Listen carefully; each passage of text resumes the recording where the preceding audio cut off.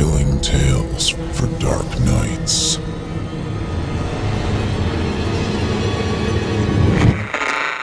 Want to make sure you never miss a Chilling Tales for Dark Nights video again? Be sure to subscribe and hit that bell to turn on notifications.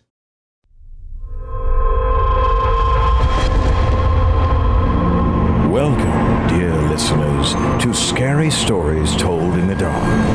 I'm Malcolm Blackwood, your host and storyteller. And you know, where I'm from, we don't do bedtime stories. So, if that's what you were expecting, you're in the wrong place. If it's terrifying tales you're after, well, then I've got just the thing. So, get comfortable, settle in, turn off the lights, if you dare. Your night is about to get a whole lot darker. Besides, who needs sleep anyway?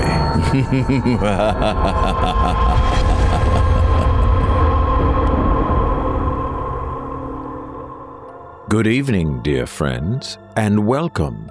You've tuned in to another episode of Scary Stories Told in the Dark, the podcast where reality frays, memory deceives, and darkness hides truths better left unseen.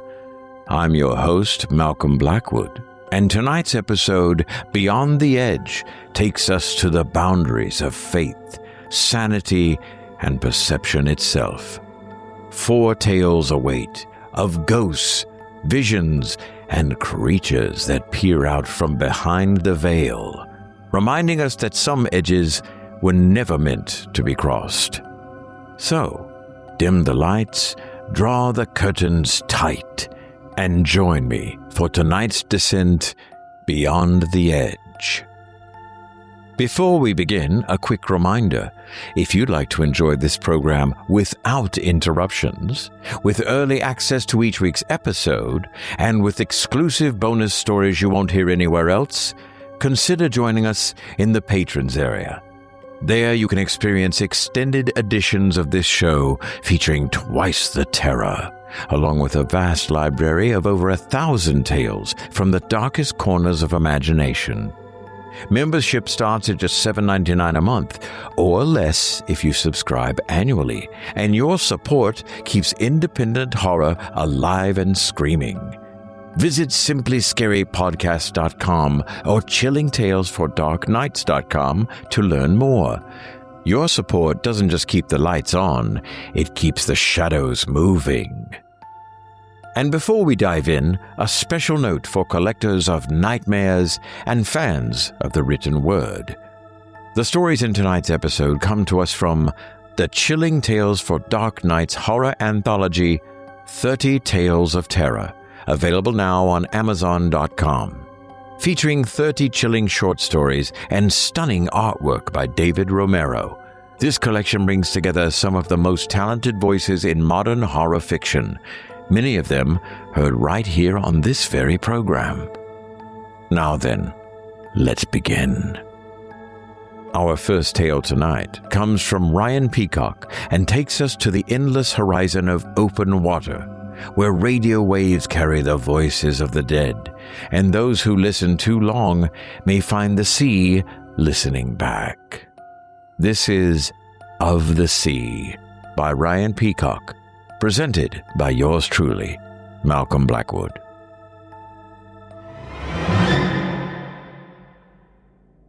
For my entire life, I've lived by the sea. The distant crash of waves and the cry of gulls have been constant, and I hear it every time I close my eyes. The sea is my home, my family, my employer, and perhaps one day it will become my killer. My earliest memories are watching the long liners come in from their voyages. Even from a distance, I could tell them apart. I could still close my eyes and see the Katrina on the golden glimmering horizon. My father worked on the Katrina for a time, long before it disappeared, and even after he'd left, he'd stayed friends with the captain, a man by the name of David Winter. Their friendship was probably what birthed my own friendship with David's son, Aaron Winter. even in my earliest memories, Aaron was always a dark-haired kid with a knack for getting into trouble. We'd known each other for as long as I could remember, and he'd always been my best friend. Most people in my little town are in the fishing trade. Fishing is what drives our economy. It's not like there's much else to do. We're on the edge of the map. Our little island is barely part of Alaska and sits on the edge of the Bering Sea and the Pacific Ocean. As you can imagine, Aaron and I grew up on the water. In the summers, when the water was warm enough, we swam together, and when it was not, we learned how to boat.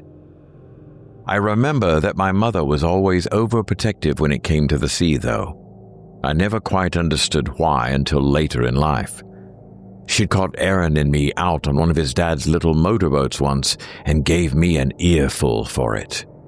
We couldn't have been more than 8 or 9 at the time. "You must never go out unsupervised ever," she said. "You have no idea how dangerous it is out there. The water is unpredictable. Going out alone and inexperienced, you'll get yourself killed." "Mom, it's fine," I tried to say, but she'd cut me off. "It's not fine. You have no idea what's out there. If you go overboard, the sea might not let you go. Is that what you want? Do you want to be dragged down, Frankie? Do you want to be swallowed whole and become part of its hunger?" I remember the way she'd looked at me. There was a fire in her eyes that I'll never forget. It wasn't just anger. It was a fear far deeper than any I could comprehend at the time. "Never go out alone again," she'd said through gritted teeth, and I knew better than to defy her. On the mornings when the longliners departed, or on the days when they were due back, Aaron and I used to sit on the rocks on the hill near Aaron's house to watch them come and go. We would always watch for the Katrina, even after my dad had transferred to another ship. In the glow of sunrise or sunset, you could still usually make out the blue and white paint of the hull. The front of the Katrina had 3 white stripes. That's how we recognized it. Aaron would always spot it first. "There she is," he'd say and point. I'd squint and look.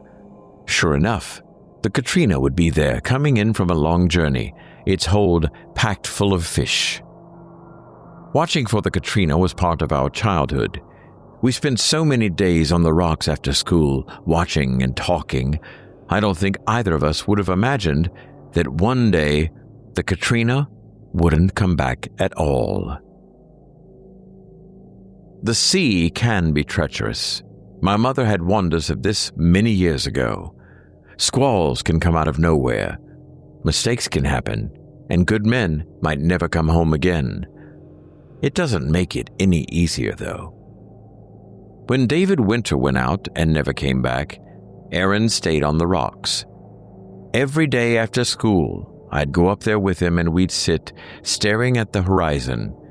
But every day, it got harder and harder to wait. I could see the worry etched across Aaron's face. We were only 12 years old, barely teenagers who had yet to leave behind the pleasant dream that was boyhood. At that age, the people around you seem immortal. There's a certain deniability in a disappearance. You can lie to yourself and pretend that whoever you lost is just on the horizon, but sooner or later you have to stop pretending. Days passed by. There was no word and no sign of the incoming Katrina. The horizon remained empty. I felt that pang of false hope every time we saw something, but it was never his ship. It was never the Katrina. The worry seemed to age Aaron. I saw something in his eyes that I didn't recognize, a dull and hollow dread that I couldn't even begin to fathom. Aaron and I were as close as brothers. His dad had been like a second father to me, but the pain I felt at his loss did not compare to what Aaron felt. I knew that much. After a few days, Aaron missed a few days of school. I looked for him on the rocks, but he wasn't there. He wasn't anywhere for a few days, And even then, when he came back, he was changed. I didn't need to ask. I already knew. Knowing didn't make it any easier to stomach. David Winters and the Katrina went down as another maritime mystery, one of countless ships that had vanished without a trace. My town had had more than its fair share of tragedies. This was neither the first nor the last. It was just another one to add to the pile.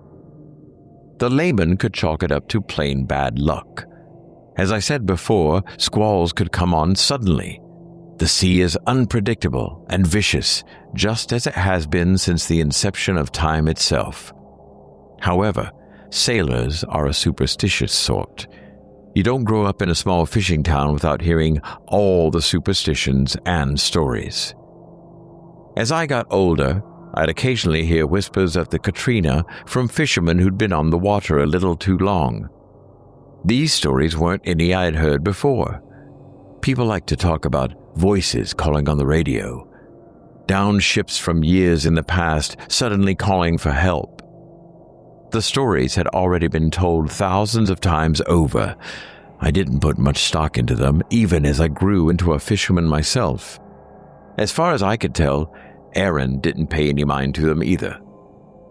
The disappearance of David Winter hadn't kept him away from the sea. We'd both signed on to a crew as soon as we were old enough to work, and we'd made an honest living on the water, just like our fathers before us, and just as we'd expect our own sons to do. That was the way life was in our little town, after all. We were fishermen. For better or worse, that was the life we were meant to live. Working aboard the Henderson was a better job than most. The captain, a man by the name of Mike Augustine, treated us well and kept our wallets fat so long as we brought in the fish. Aaron and Augustine took to each other quickly as well. We'd invested a few years aboard his longliner. We'd spend a few weeks out to sea, filling the hold with our catch. Augustine knew the best spots to drop our nets, and we rarely came back empty-handed. I was happy to handle the haul and process the fish once we'd brought them up. There's a stability in that kind of work. Aaron was cut from a finer cloth, though, and I think Augustine realized that. He'd been training him up at the helm, and Aaron handled it well enough to take control while Augustine was either busy or asleep. "It's easy once you know the equipment," Aaron had said to me once. I usually spent some time up on the bridge to keep him company during our night shifts.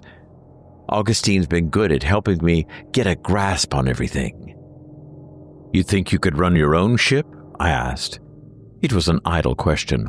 All the same, Aaron cracked a wry smile at the thought of it. "Give me a few years," he said.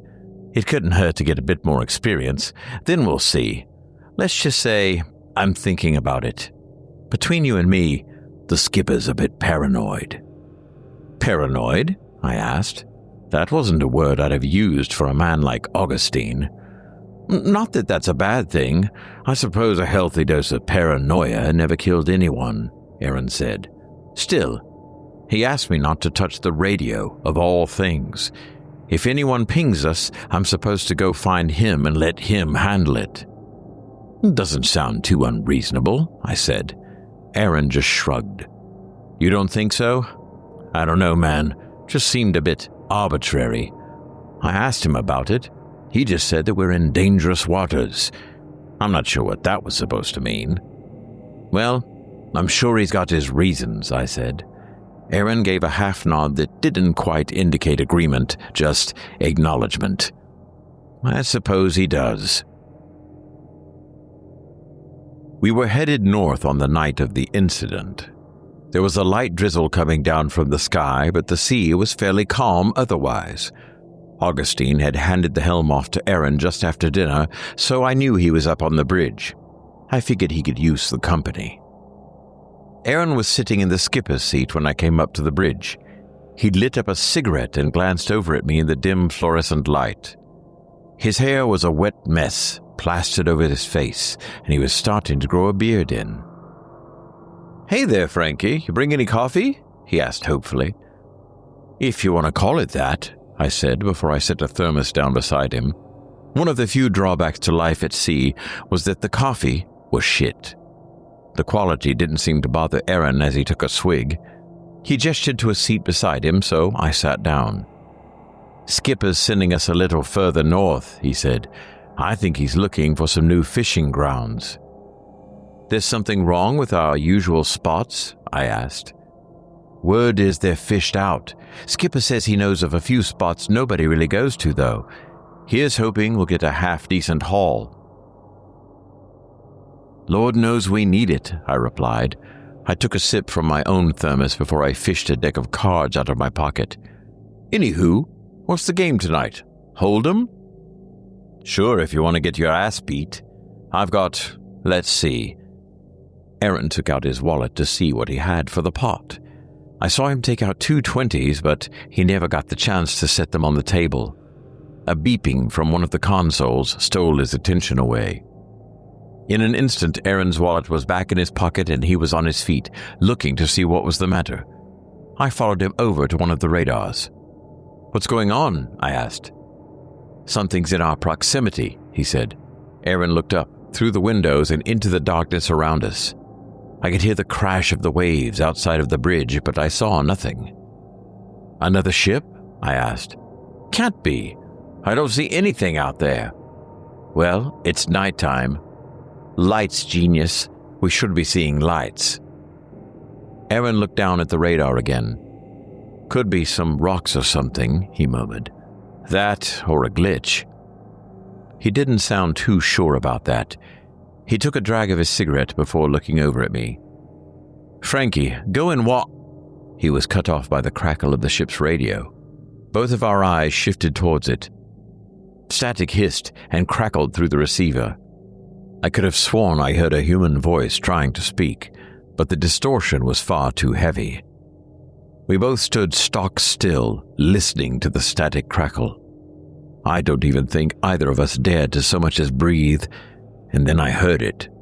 A voice amongst the static, distorted and unclear, but I could make out the words in between the cuts of heavy static. "Mayday, mayday, mayday, this is position, taking on water, damage, immediate assistance, mayday, mayday." From the corner of my eye, I saw lights through the windows of the bridge. What I was sure was another ship on the water. How we hadn't seen it before was beyond me, but I was so sure I knew what I saw this time. There was someone else out there with us, and they were calling for help. "Wake up the skipper," Aaron said. "Get him up here now." I didn't need to be told twice. I was off like a shot, heading out onto the slippery deck, then down below. I found Augustine's room and pounded on the door. I heard movement on the other side before the door opened, and I was greeted by the sleepy-eyed skipper. Augustine was middle-aged, portly, and mostly bald. His beard had traces of gray in it. "Frankie?" His voice was groggy. I'd clearly woken him. "What's going on?" "Aaron needs you on the bridge. We're getting hailed by another ship. Sounds like they're in dire straits." Augustine's eyes widened just a bit. Whatever I'd said had woken him up. He pushed past me, heading towards the upper deck, and I kept close behind him as I followed him back to the bridge. As Augustine and I stepped onto the deck, I felt the rain against my face. It had gotten heavier in my absence. The metal deck was slippery under my boots. Spray from the sea washed up on deck, but Augustine trudged past it as if it wasn't even there. I saw the lights in the darkness around us. The other ship was still out there, tossing and turning in the waves. From where I stood, I couldn't see any damage or any defining features, just the vague outline of another vessel. Augustine paused only for a moment to look at the other ship. In the darkness, I could not read the expression on his face. He only stopped for a moment before he tore up the steps towards the bridge, and I kept up with him as best I could. Aaron was right where I'd left him, standing by the radio. He held the microphone in his hand. He didn't react when we came in. The new paleness to his skin wasn't something I noticed immediately. "Hold tight, we're sending help as soon as we can," I heard him say. I attributed the tremble in his voice to panic. Augustine was on him in an instant, snatching the microphone out of his hand. "You answered?" he asked. Aaron just looked up at him, wide-eyed and silent for the moment.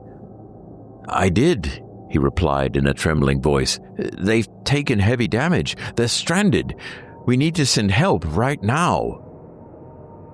Augustine's brow furrowed. He clenched his hand around the microphone tightly. I could see him hesitating, thinking over the situation. The radio crackled to life again. This time, the voice was clearer. It was a voice I knew, a voice I could never forget.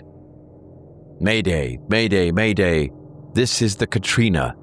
Our position is 70.140364 by 169.676206. We're taking on water. Ship has sustained critical damage. Several fires on board, requesting immediate assistance." It had been so long since I had heard the voice of David Winter, but I had not forgotten it. Looking into Aaron's eyes, I could tell he already knew who'd hailed us. That look was the same one he'd had as we stood on the rocks, waiting for the Katrina to come home. Augustine was silent. He stared out the window at the lights ahead of us before he set the microphone down. "Aaron, take the wheel. Turn us around." He didn't look away from the distant ship. I saw Aaron move for the first time since Augustine had shown up. His head jerked to stare at Augustine. His mouth opened and closed like that of a gutted fish. "Turn us around?" he stammered. "Sir, there's a ship out there. They were hailing us for help. They're in danger. We can't just—" "On the wheel and turn us around," Augustine snapped. The venom in his voice gave Aaron pause. In the fluorescent light, I could see that there was a dread on his face I'd never imagined a man like Augustine could feel. "No, we're not leaving, not when he's calling for help. He's right there. We can see his lights. We can't just leave him." I could see that Aaron's body was almost quaking. This was too much for him. Old grief clashed with sudden rage. His voice was both a roar and a whimper. "I know that voice on the radio, sir. I know what I heard. That's the Katrina out there. That's my dad." I could see Augustine's muscles tense. There was something he wanted to say, but I'm not sure he knew how to say it. "That's what it wants you to think. Use your head. The Katrina's been gone for years. We're not getting any closer. You turn the ship around, Aaron, or I will." "No." Aaron stood his ground. His eyes darted over towards me. "Frank, you heard it, didn't you? You heard his voice. It's him. You know that it's him, Frank. You know it is." He was right. I knew that voice. But I could feel Augustine's eyes on me too. I could see the mortal fear in them, and I trusted it far more than I trusted Aaron's blind hope. To this day, I'm still not sure if that was a mistake or not. "Aaron, I don't know what this is, but I don't think we should follow it." The look in my friend's eyes was one of betrayal. His teeth gritted in rage. I realized now that while his heart was in the right place, his mind was clearly not.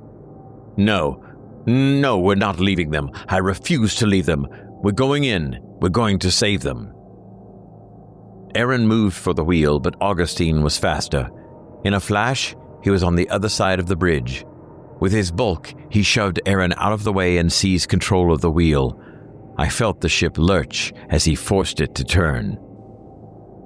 Aaron recoiled before going in to try and pry Augustine off the wheel. He was punished with a blow to the head that sent him to the ground. I'd stayed rooted to the spot, unable to help or think straight. Augustine's voice pulled me out of my own distracted thoughts. "On him! Keep him still!" His words almost didn't register with me at first.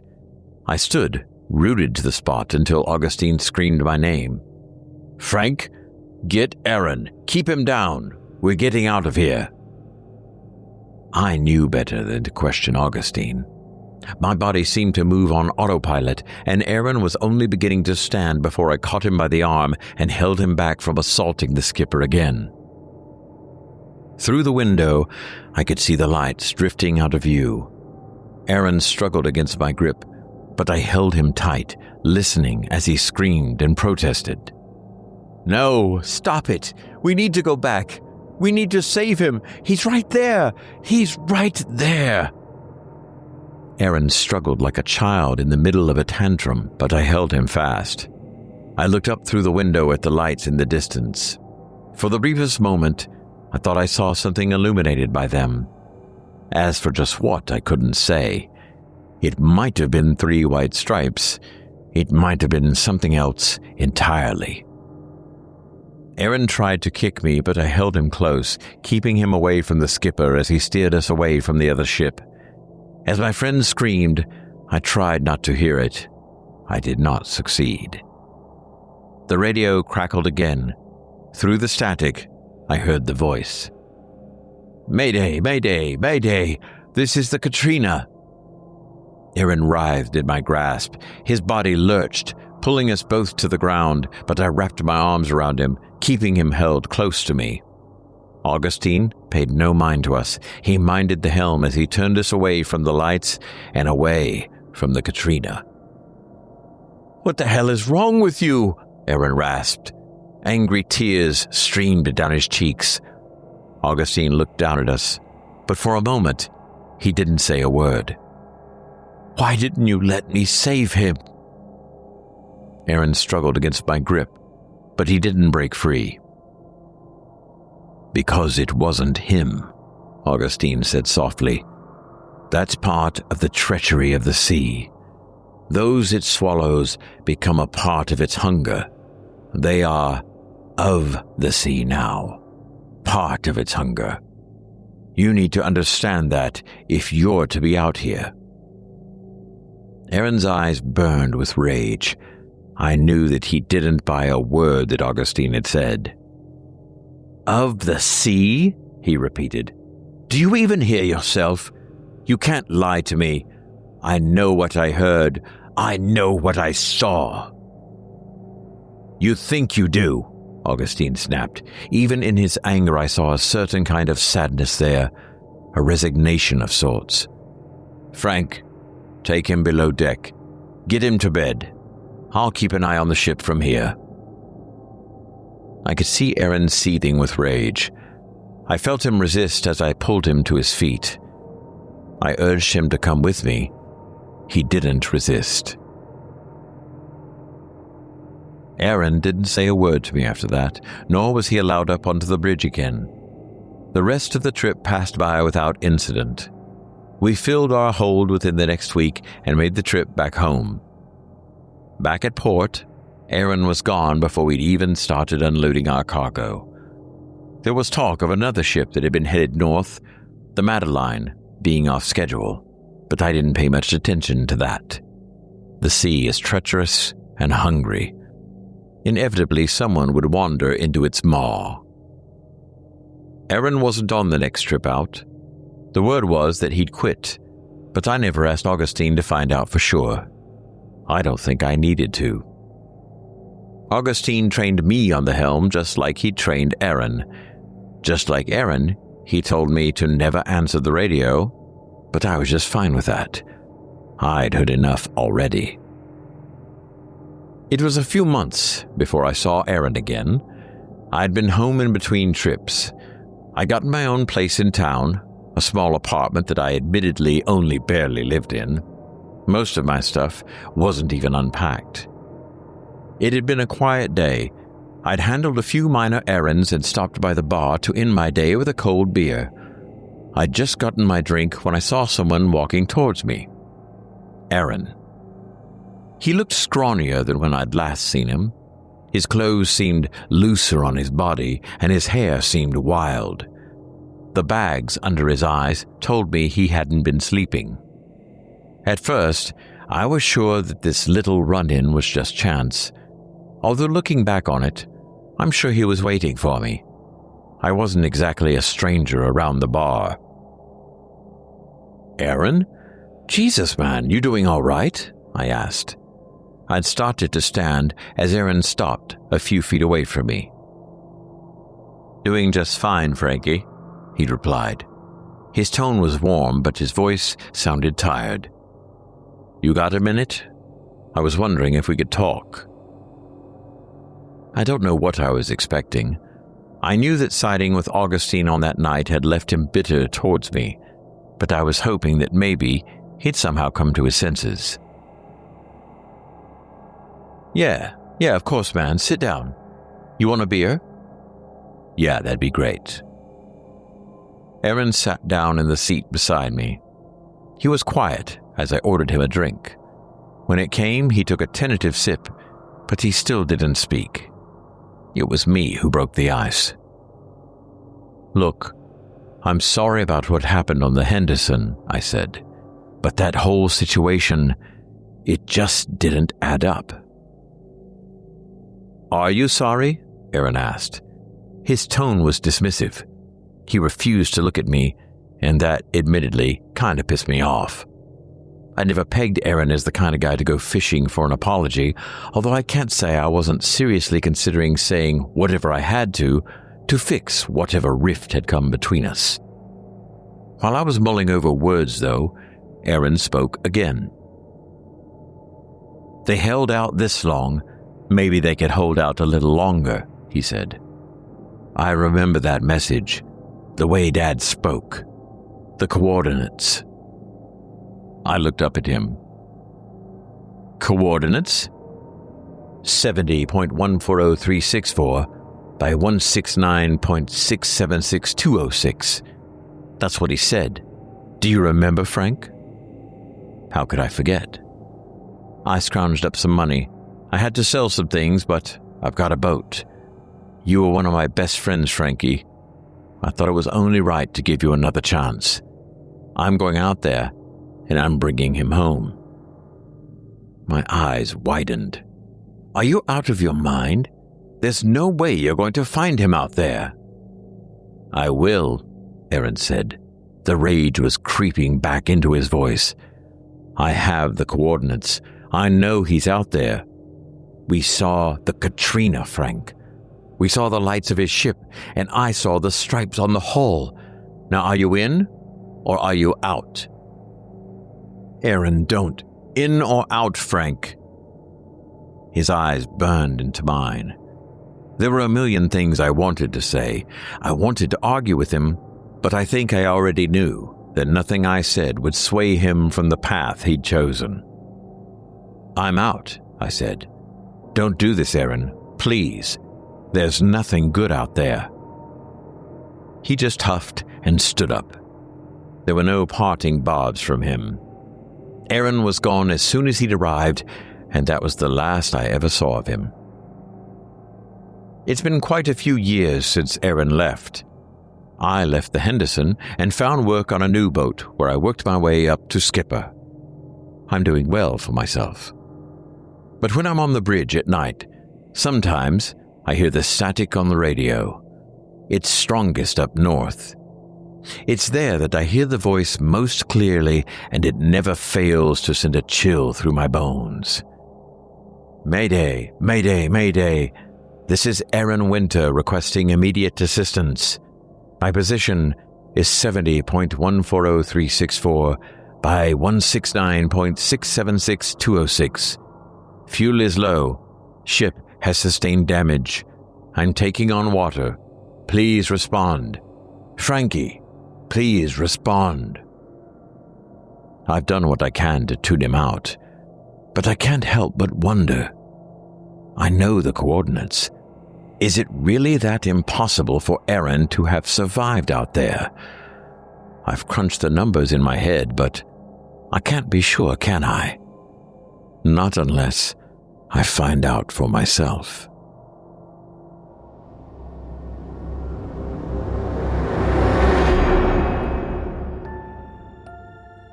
That was Of the Sea by Ryan Peacock, presented by yours truly, Malcolm Blackwood. They say the ocean never forgets, and sometimes when you answer its call, it remembers you in return. And if that tale made your blood run cold, you'll find many more like it in 30 Tales of Terror, the official anthology from Chilling Tales for Dark Nights. Since 2012, Chilling Tales for Dark Nights has been keeping listeners awake through the night with terrifying audio renditions of tales from the darkest minds of the internet age. Now, in this first of 3 volumes, 30 of those stories, never before collected, appear in print for the very first time, each accompanied by a suitably grim illustration by artist David Romero. Strange cats, cursed paintings, haunted seas, demonic apartments, revenge from beyond the grave, and yes, even a man-eating monster or two. All beckon you deeper into the darkness. The audiobook edition, narrated in full by Horror Hill host Eric Peabody, is available now alongside the paperback and Kindle versions on Amazon.com. And don't just take our word for it. Readers are already singing its praises. One reviewer, C, called it a very enjoyable mix of different authors, styles, and subject matter, noting that no 2 stories were alike. Another, Sebastian Valdivia, described it as a brilliant book made by brilliant people, and a must-have for anyone who grew up loving scary stories. Meanwhile, John Casuccio said it was a great collection of unique tales, perfect for a spooky cabin trip in the middle of nowhere. So, grab your copy today and turn off the lights. After all, who needs sleep anyway? Our next story comes from Jeff Provine and takes us to the lonely outskirts of a small town where a house stands waiting for its next tenant. A pastor comes seeking to cleanse it, but the dead within have prayers of their own. This is The Haunted by Jeff Provine, presented by yours truly, Malcolm Blackwood. The heavy wooden door opened with a moaning creak. A beam of light cut into the dark sanctuary.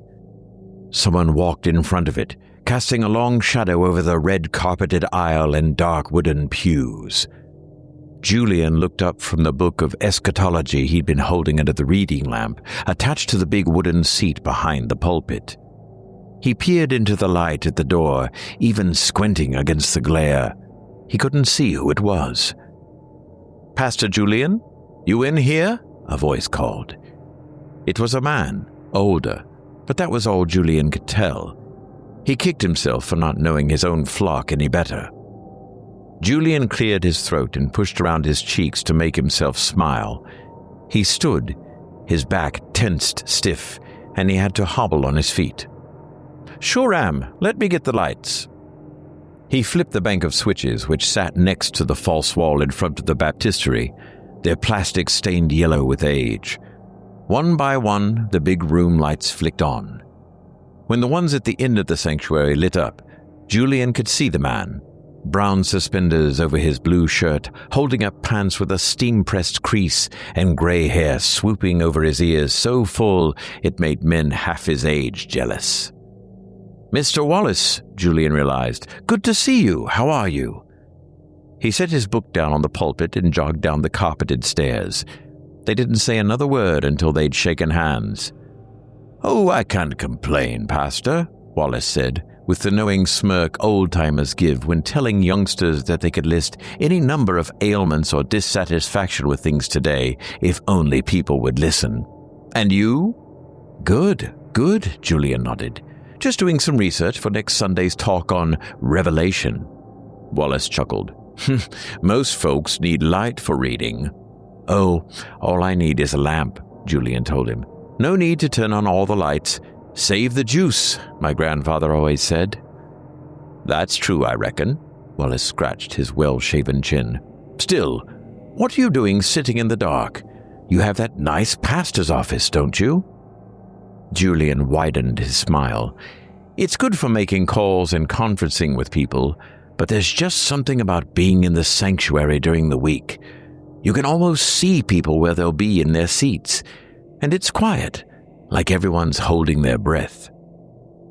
Mr. Wallace blinked blue eyes that matched his shirt. "But that's all just me," Julian said with a laugh. "What can I do for you, Mr. Wallace?" Wallace sucked in a breath of air through pursed lips, held it while he lowered his head, and then blew it out. "Well, I've got a problem." Julian patted him on the shoulder. "That's what I'm here for. Let's have a seat and talk about it." He placed his hand on Wallace's shoulder, leading him to the pew nearest the door. The older man had to turn sideways and wriggle as he stepped into the narrow space between one wooden seat and the back of the next. Wallace grunted as he sat. Julian just leaned on the back of the pew ahead of them. Wallace folded his hands between his knees and bowed his head. It made Julian wonder if they should pray before they got started. What could all this be about? Infidelity? Something criminal? Julian just waited. "I feel a little silly saying this," Wallace admitted. Julian tried to smile as warmly as he practiced in front of the mirror back in seminary. "Don't worry, I've heard all kinds, and I'm not here to judge anyway." Wallace took in another breath. "Well, it's about my wife." Julian felt his eyes widen, and he blinked them back to normal. He should have guessed it. Mr. Wallace and Kathy, was it? That sounded right. They had been married for decades. "My first wife," Wallace corrected himself. Now Julian blinked in surprise. "I'm not sure if you were old enough to remember her." Julian shook his head. "No, I don't think so." "That's unfortunate. She was a firebrand. Short as she was, she could argue with you like she was 10 feet tall. I never would have gotten into real estate without her. Maybe that's why I've never tried to do anything about her before. I sort of feel guilty for how well I've done without her." Julian suddenly remembered the story. There were a half-dozen versions of it, but they always started out the same. The first Mrs. Wallace came from money. Sometimes Mr. Wallace was a greedy conniver, wooing her for fortune to start his real estate empire. Other times, he was just a hapless fella who couldn't live up to her demands. Either way, a couple of years after they had married, Mrs. Wallace vanished. A lot of folks said that she had gotten wise to him or just bored and taken off, never to grace their small town again. Then there were the ones who really didn't care for Mr. Wallace so much, like the Randalls, who had sold the South half of their farm to him just before the district decided to put the new high school there, and bought land for 20 times what Wallace had paid.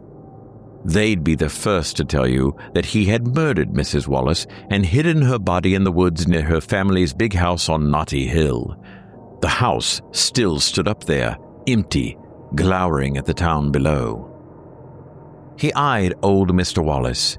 His gray hair flopped over his forehead, his shirt pulled tight around the middle. Thick black hairs stuck out of his knuckles. Was he capable of murder? Then Julian realized neither of them had said anything for a minute and cleared his throat. "It's so hard to deal with loss, even after all these years. I host a group grief meeting on Tuesdays if you—" "Oh no, it's not that," Wallace interrupted him without looking up. He snorted through his nose. "And funny you should say loss. She never left." Julian eyed him again. "She's up in the old house. I was wondering if you could bless it and maybe get her to pass on." Julian opened his mouth, but he didn't have any words to put in it and closed it tight. He crossed his arms to think a minute. Nearly everyone in town said the old Knotty Hill place was haunted. Others said Mrs. Wallace had skipped out. At least one high schooler made the trek up there to try to spend the night every fall when Halloween came around.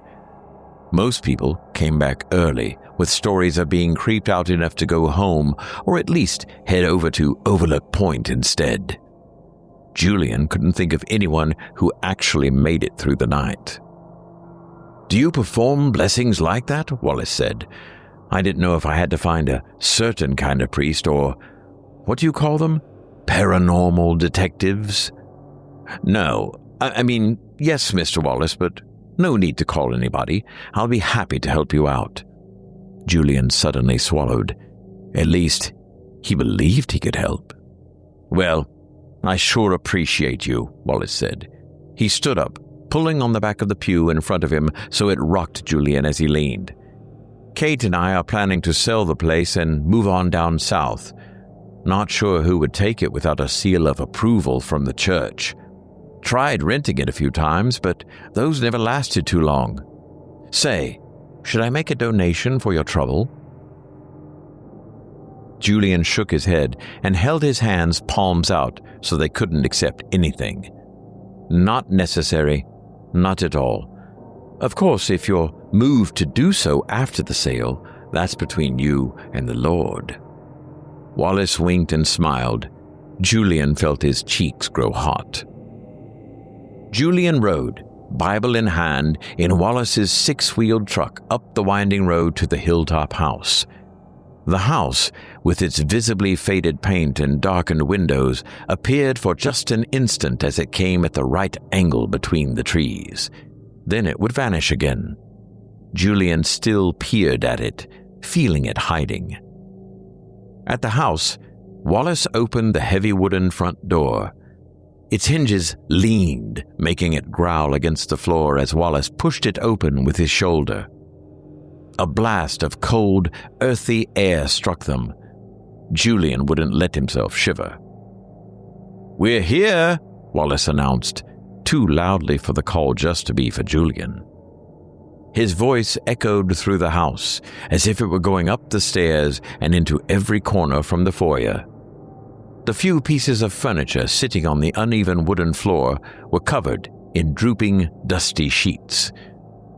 Wallace moved aside and tucked himself into the corner of the foyer closest to the open door. "Well, preacher?" Julian cleared his throat.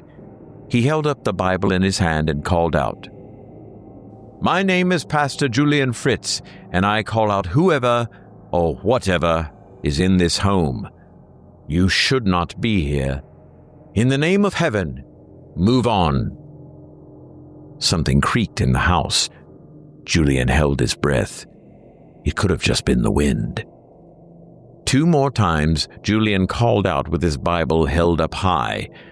Nothing happened the second, but on the third, a tremendous groan broke out that could have not been any wind. Julian shut his eyes tight. He felt something big and heavy push past him. The door behind them slammed against the side of the house. When Julian opened his eyes again, he found Wallace holding his own chest and spitting out each gasp of air just as soon as he took it in. Julian went and mumbled words of prayer over him. Eventually, Wallace settled down, taking his breaths in deep and slow until he could wheeze out, "Is that it?" "It should be," Julian said. He looked back over the empty house. It still felt cold. Something gnawed at his stomach. "I think I should stay here for a bit longer." Wallace's face screwed up. "But you heard that, right?" Julian nodded. "I just want to make sure there's not someone else." Without another word, he stepped through the wide molded arch into the parlor. The floor creaked as he walked. He slipped a sheet off a rocking chair next to the fireplace and sat down with his Bible in his lap. "Well, if that's what you think is right," Wallace mumbled and turned toward the door, leaving Julian alone in the house. They saw each other again when Wallace dropped off a plate of dinner from Flora's diner. Julian thanked him and only ate a few bites before the older man left. When the sun went down, Julian opened the flue and started a fire with dusty logs that had been stacked up for years. He refolded the sheet that had been on the rocking chair and wrapped it over his legs. Outside, the air was humid and warm. "Why are you so cold?" Julian whispered to himself while he rubbed his stiff hands together. He turned back to his reading in 2 Samuel, though his mind couldn't stay on the words. It was ironic being in the house after all the times kids had tried to get him to go with them. Trespassing? Tampering with spirits? No way he was going to do either. Goody Two-Shoes, they called him, among other names insulting his virginity. No, he'd done things, called people names back, cheated, saying he hadn't been tagged when he was, pushed kids, but that recklessness always led to trouble. He wanted to be a good person. He even went to seminary to help other people be good. There was a noise in the back of the house. Julian sat up straight in his rocking chair. It sounded again. Was it something scuttling? No, more like a rattle. Probably a mouse, Julian mumbled to himself. When it rattled again, loud enough to tell it was a doorknob, Julian cried, "Who's there?" No one answered. A door creaked open. Julian's knee bounced under the makeshift blanket. He shivered. "Enough," Julian grumbled. He threw the sheet aside and walked with firm steps toward the sound. It was dark away from the fire, but he could make out doorways as black gaps in the walls. No doubt Wallace had told everyone what Julian was up to. Some teen from youth group probably wanted to give him a scare.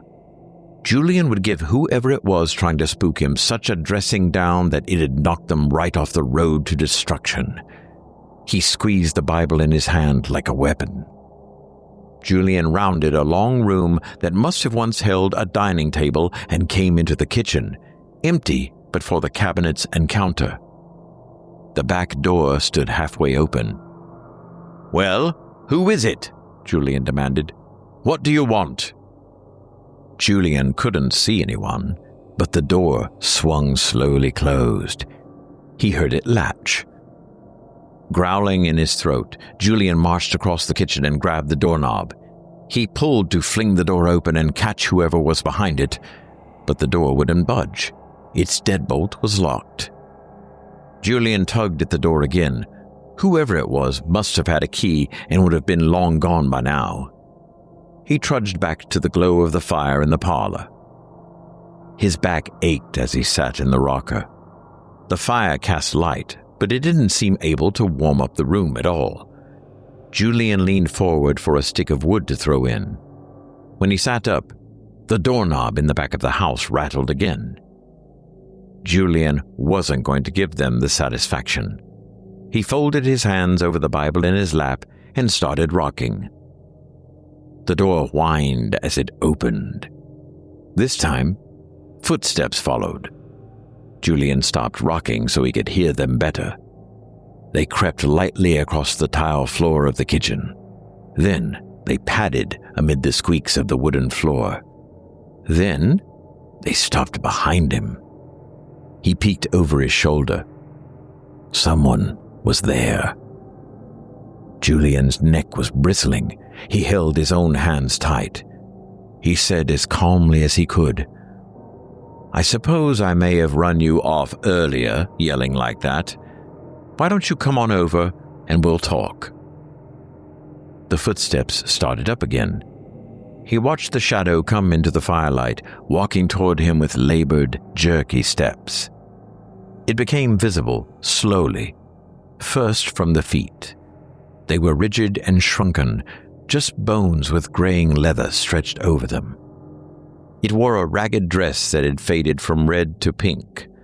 The skin on her neck and face was just as stretched as that on her feet, showing teeth poking out behind drawn-back lips.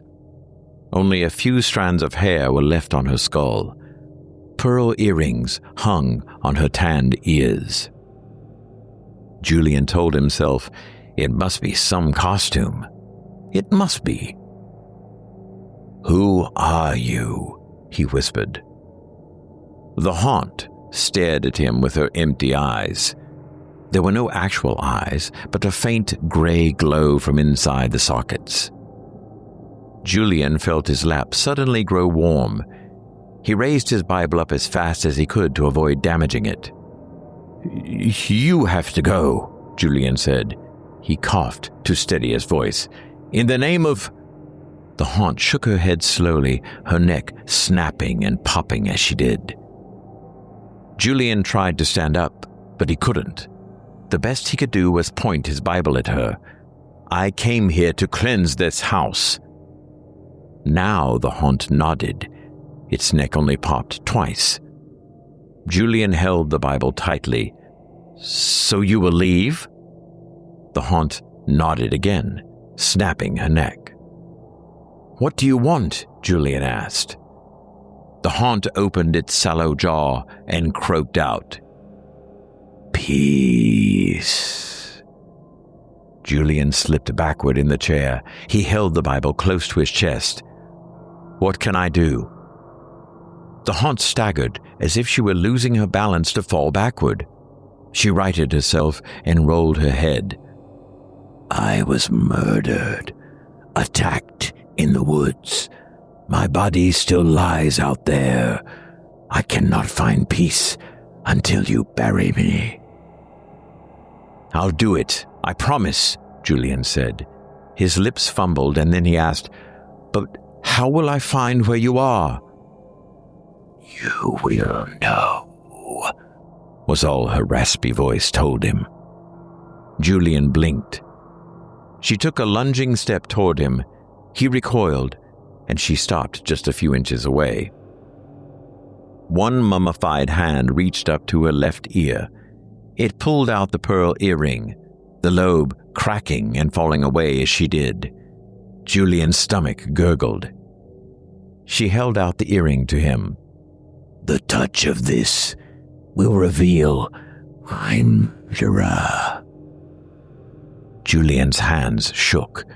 Straining, he let go of the Bible with one hand and reached out a twitching hand. The haunt dropped the pearl into his palm, and then she was gone. All Julian could hear was his own whispering breaths.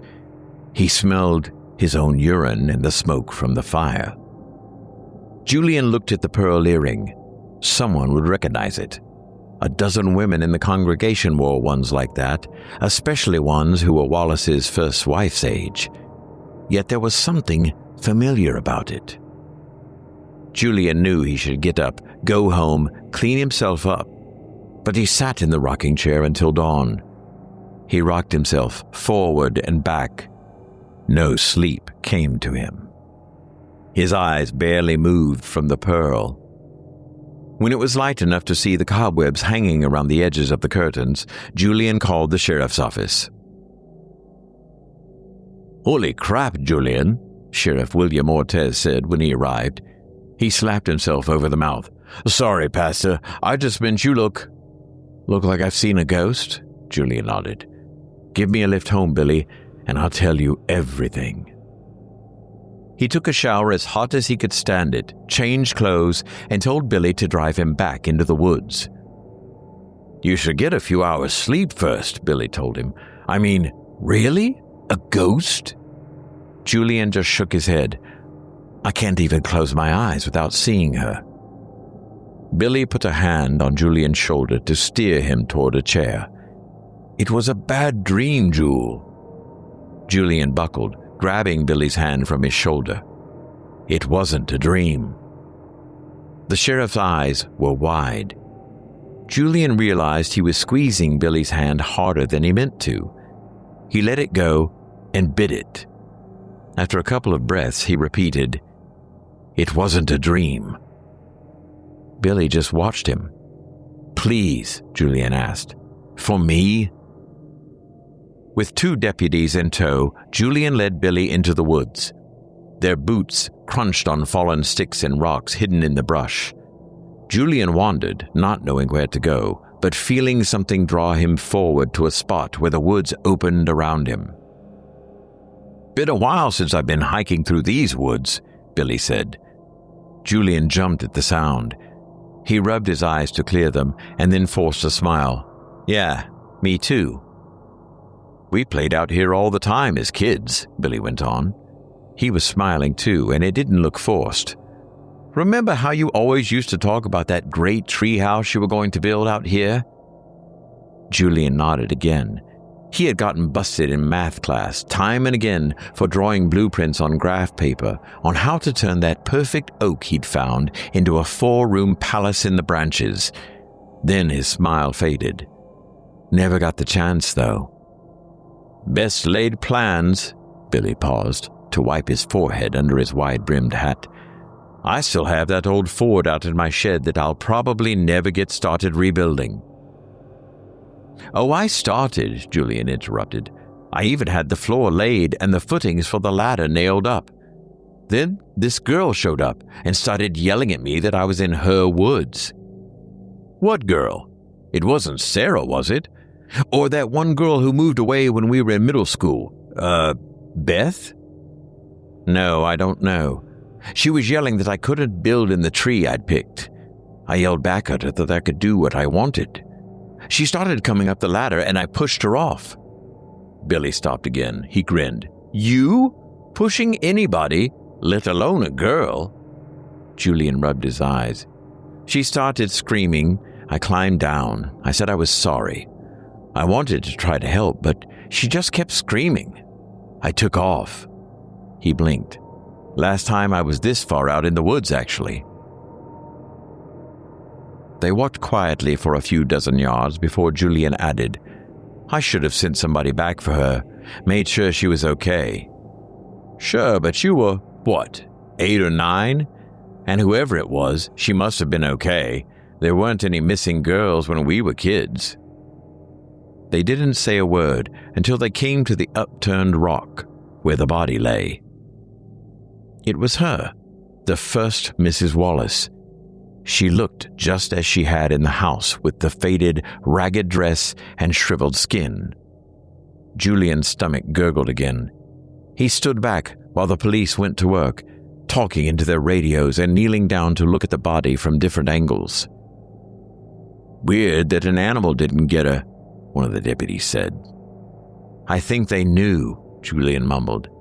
She wasn't truly dead. She wasn't resting. Billy looked up from the body at Julian, squinted a moment, and then turned back, scratching his neck. So what do you think? The other deputy asked. Robbery? Somebody jumped her out here in the woods? Vagrant looking for cash or something easy to pawn? Maybe, Billy said. Judging from the skull, there's definite trauma.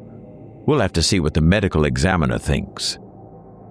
Julian's stomach cramped so much it made him lean over. Could she have fallen? Anything's possible, Billy said. He stood up and let out a long breath. Could be an accident, could be some violent act. You know, they say old man Wallace did it, the first deputy chimed in. Bummed her off before she could leave with her money. Really? The way I hear it, she had a tryst with... Billy waved his hat at them to shut up. Mind what you say about good folks. They were quiet only for a moment before the second deputy muttered. If it were a robbery, would be weird to leave that earring there.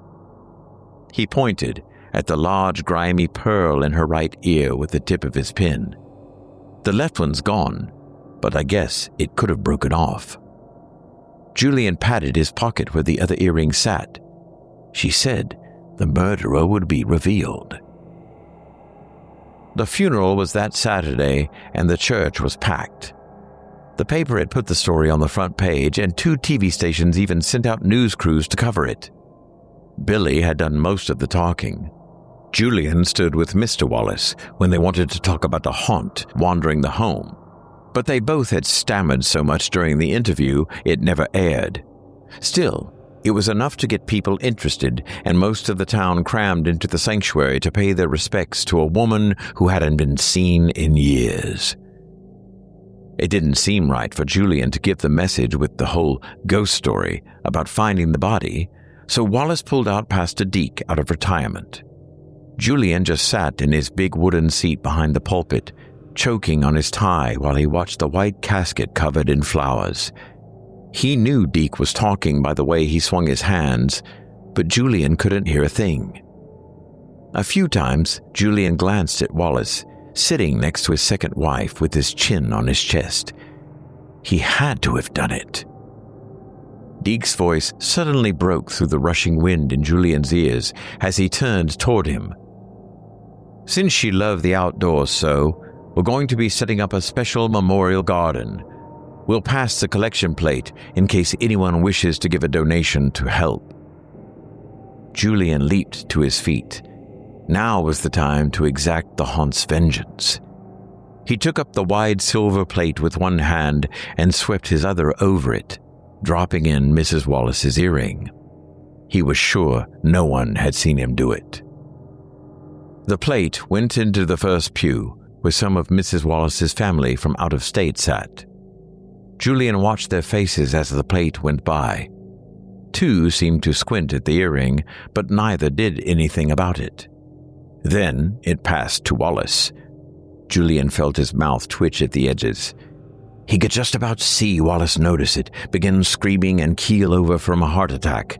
His last words would be a confession of how he... Wallace dropped a wad of bills into the plate and passed it along before his shoulders started shaking. Julian gasped. It wasn't him. The second Mrs. Wallace then took the plate. Julian squinted. What about a crime of passion?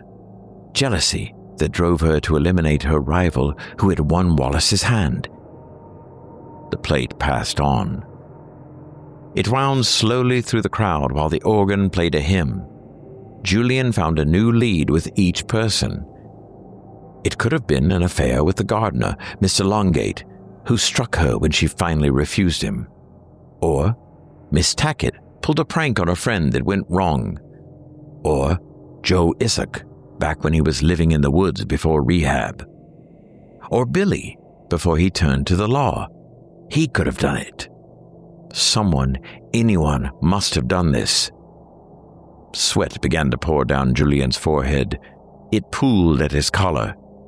He walked to the back of the sanctuary, hoping no one was looking at him. The plate came from the last pew to Julian's hand. There was money piled all in it, but on one edge, the pearl earring still rested. Julian turned back toward the front, stumbling as he took his first step, but managing to stay upright. He looked up at the casket. It was so small. A sudden gust of wind blew down his spine. "It's so small," Julian whispered. He could see her in the woods. The body was tiny, curled up on that stone. Then he saw her in the house. He had looked the standing haunt square in the eye while he was sitting.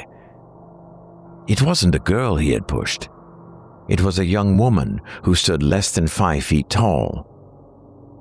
"I didn't know any better," Julian mumbled. His vision went blurry with tears. "I was just a kid."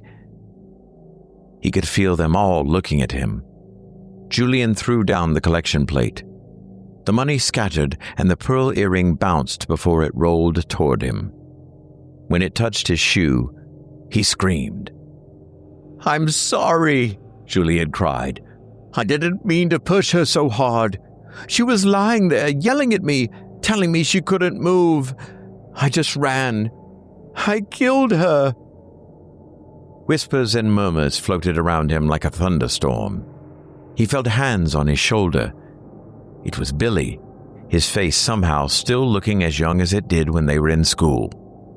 "Julian, calm down," he said. No, Billy," Julian stammered. "You have to arrest me. I murdered her." "Listen, even if you did do this, it was an accident. You were a kid." Julian shook free of his grip.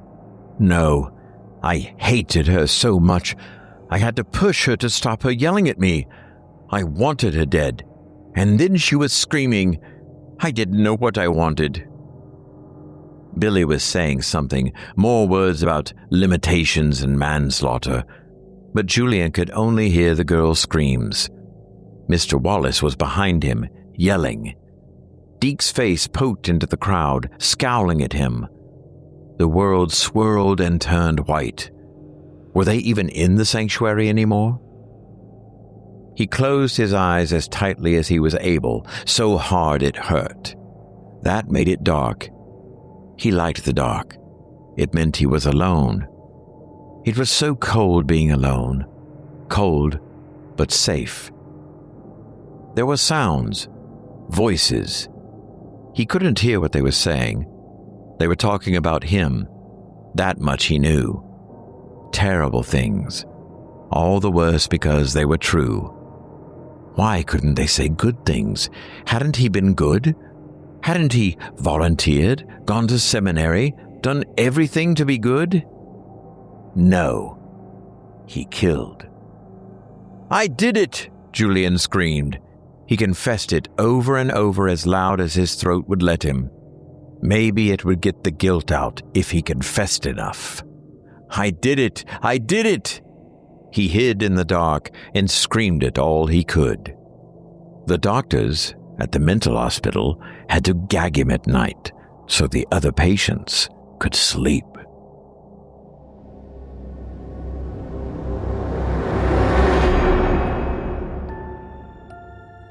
That was The Haunted by Jeff Provine, presented by yours truly, Malcolm Blackwood. Faith can light the way, but sometimes it only shows you what's been hiding in the dark. If tonight's descent into the uncanny has left you wanting more, there's plenty waiting for you in the patrons area. There you'll find extended ad-free editions of this show, along with hundreds of bonus stories, classic horrors, and original nightmares you won't hear anywhere else. Membership is just $7.99 a month, or even less if you subscribe annually, and your support ensures that independent horror creators, authors, and voice actors can keep bringing their nightmares to life. Join us by visiting simplyscarypodcast.com and clicking the Patrons tab, or head directly to chillingtalesfordarknights.com to become a member today. Come closer to the dark, if you dare. If tonight's episode has taught us anything, it's that fear wears many masks, and each one reflects a truth we'd rather not face. A whisper from beneath the waves, a spirit that won't rest, a painting that sees too much, a creature that was never really a cat at all. Each one a reminder that sometimes the edge we dread crossing is already beneath your feet. If you haven't already, be sure to subscribe to Chilling Tales for Dark Nights on YouTube and ring that notification bell so you never miss a new nightmare. Follow us on Facebook, Instagram, X, and TikTok, and tell us which story chilled you most tonight, or which one you wish you could forget. And let's take a moment to thank the extraordinary authors whose nightmares we explored this evening: Ryan Peacock, Jeff Provine, Thomas O. Wagner, and Michael Page.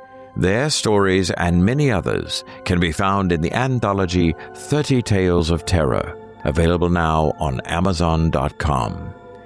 Until next time, dear listeners, keep your lights low, your doors locked, and your imagination sharp.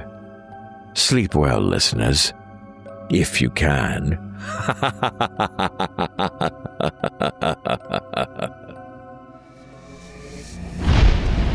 Thank you for listening to Scary Stories Told in the Dark, a production of Chilling Entertainment and the creative team at Chilling Tales for Dark Nights, and a proud member of the Simply Scary Podcast Network. Visit simplyscarypodcast.com to learn more about our network and our other amazing storytelling programs. Tonight's program was hosted and its featured stories performed by yours truly, Malcolm Blackwood. Selected stories have been adapted with the kind permission of the respective authors. Original music provided by Eric Peabody, host and narrator of the Horror Hill podcast. Sound design, mixing, and mastering provided by Aaron Sawicki. Program artwork and logo by Craig Groshek. Got a scary tale of your own that you'd like performed? Well, I take submissions. email it to me today at malcolm@simplyscarypodcast.com to have your terrifying tome considered for production in a future episode of this show. That's malcolm@simplyscarypodcast.com. If you've enjoyed what you heard on tonight's program and are joining us on your favorite podcast app, subscribe to us to be sure you never miss an episode, and leave a 5-star review and a comment.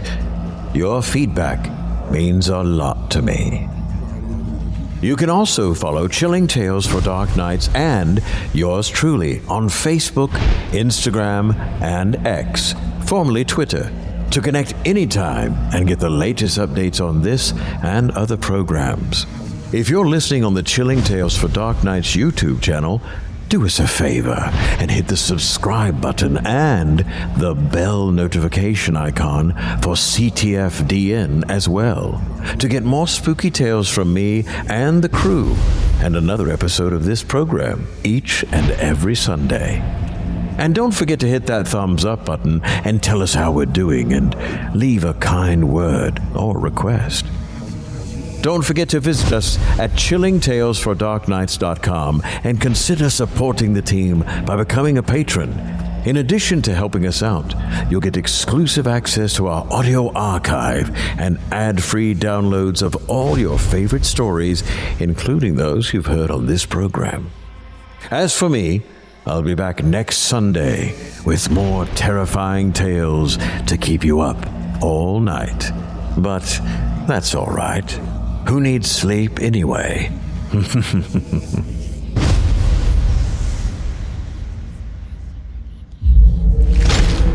Chilling Tales for Dark Nights.